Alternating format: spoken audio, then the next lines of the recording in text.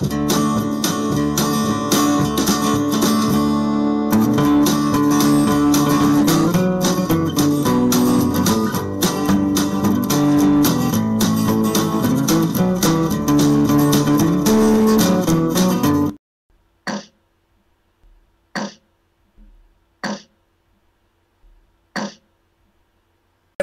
to get this farm just crack-a-lacking.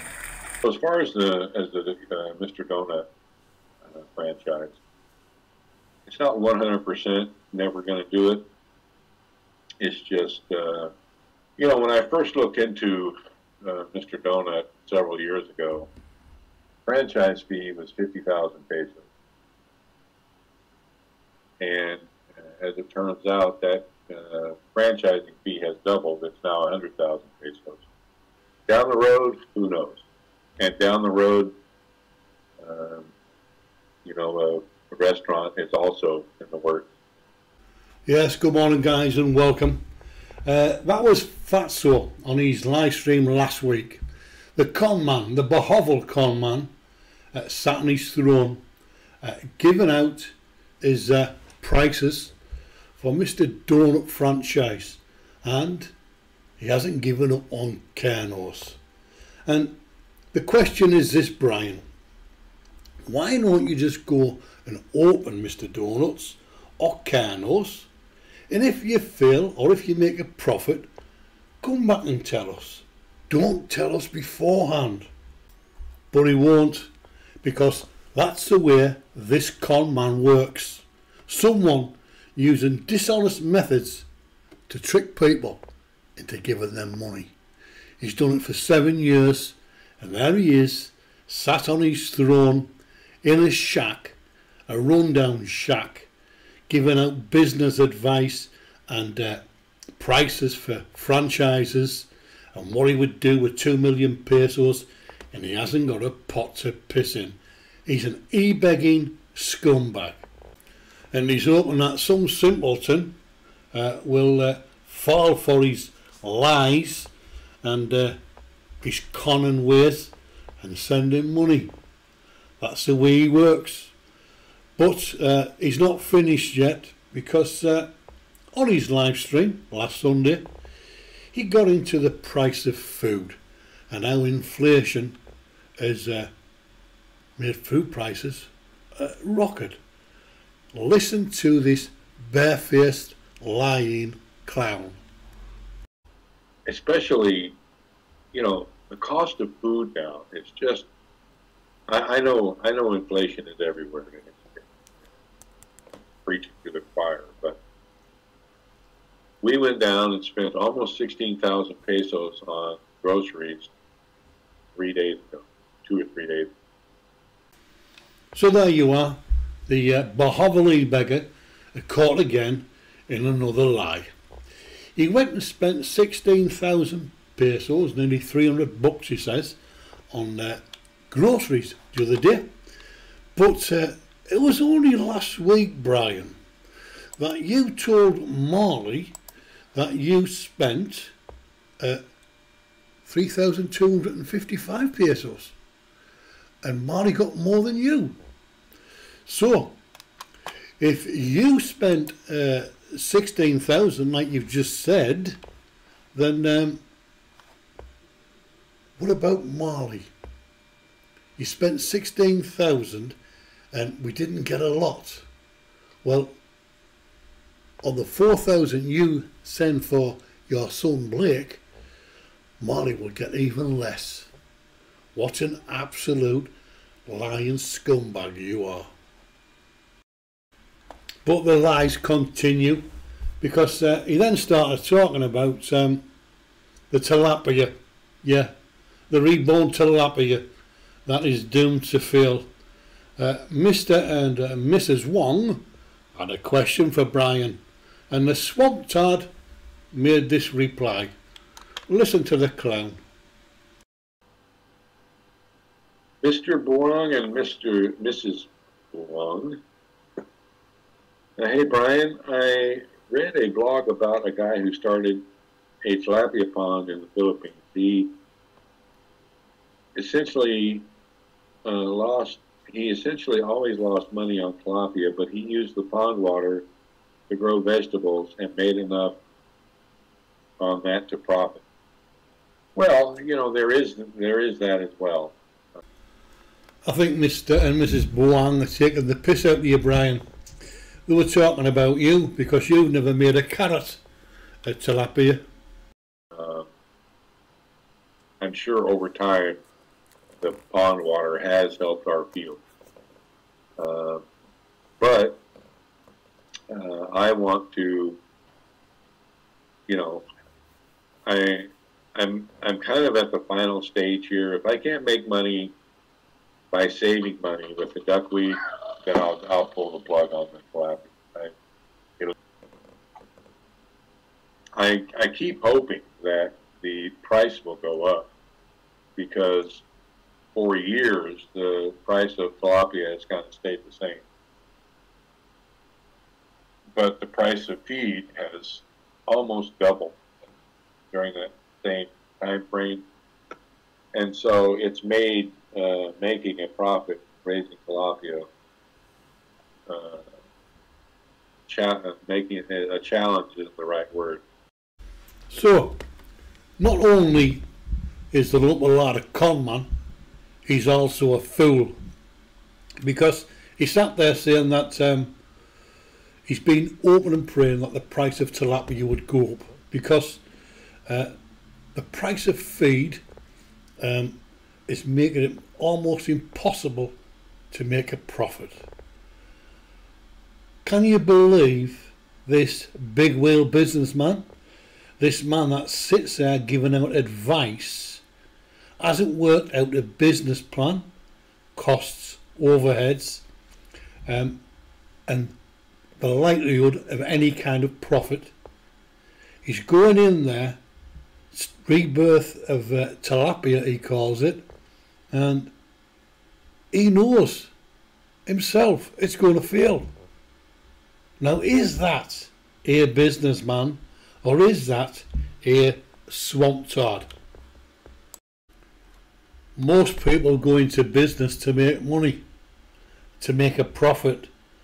Fatso does it because tilapia only need feeding, and there's lots of e-begging that he can do. It's not about profit with Fatso, it's about e-begging opportunities. But this lump of lard is not finished yet, because he gets on to his favourite subject, calling out local Filipinos as thieves. Listen to this clown throwing shade on the locals. Yeah, you know, look, it's the mindset here. There's a lot of poor people here, and the perception is that the poor Filipinos around see a foreigner and automatically assume they're rich. They know that foreigners are rich. You can afford a plane ticket to come here, in their eyes, you're rich. Not the poor Filipinos who are really poor, okay? And so they see you as someone who's rich enough to come here. Well, you're not going to miss that stalk of bananas. You're not going to miss that pair of pliers. You're not going to miss that battery charger. Whatever it is, you're not going to miss that sack of cement. You know, you're rich. What do you care? So there you have it, guys. You heard him throwing shade on Filipinos as thieves. If you're a foreigner and you're employing Filipinos, if it's not nailed down, Filipinos will take it. That's what he's saying. It's the mindset, he said. All Filipinos have that mindset. They have got to rob somebody or thieve from somebody. Throwing shade, Brian. A few weeks ago, you accused Texas Filipino of throwing shade on the pride of the Philippines, Jolly B. And here you sat there throwing shade on Filipinos. What an absolute scumbag you are. On his live stream on Wednesday, Hellboy asked a question. So, I want you to listen to the swamp tard. Going into business with family is a recipe for tears. Hellboy, wow, I just heard you say that open a business for a family would be a train wreck. Wow. This is the only thing that you got right. I get lots of things right. Maybe you're just not paying attention. I get lots of things right, said Fatso. Well, in the 6 years that you've been at the Bosshog shack, you've never got anything right, have you, Brian? You're still a failure. You're still there, sitting with your hand out, e-begging. And as for not going into business with family members, because it would be a train wreck, it'll end in tears, you said. You didn't mention friends, did you? No. You like to go into business with friends, don't you, Brian? Jason, Texas Filipino, Richard Lozier, Rick. You like to go into business with people like that because you can rip them off, and you have ripped them off. So guys, with that in mind, listen to this next clip. To the glory of Jesus, what is the plan for fattening pens? Are you getting hogs again? We are going to be taking care of Mike and Brian's pig for the foreseeable future. And there's some pretty big news. I'll drop the bombshell on you guys tomorrow. It's not that big of a deal, but it is as far as Mike and May are concerned. Well, the bombshell has been dropped. Mike and Brian are not coming back to the Philippines. Their farm is up for sale. 5 million pesos. And the estate agent, Brian Granville Smith, is involved and in charge of the sale. So, without any shadow of a doubt, that farm will never be sold, and Bosshog will be there scavenging and taking everything that's not nailed down. If you notice in his video about that land sale, he was jumping for joy when he started videoing those pigs. So Mike, you were warned a long time ago that it would all end in tears, and I'm afraid that those pigs and anything else that's not nailed down, as we've already said, you will lose, because the scavenger, the e-begging scumbag from the Bosshog, is going to rinse you. As far as the pink truck is concerned, you can say bye-bye to that, because everything that goes to the shack stays at the shack. Bosshog befriended you, and Brian Dubs, and like anyone who he's ever befriended, he always ends up rinsing them. And I have no doubt whatsoever that this land sale is like a windfall for Fatso. It's a lifeline, because he is going to take you to the cleaners. So till the next time, guys, bye for now.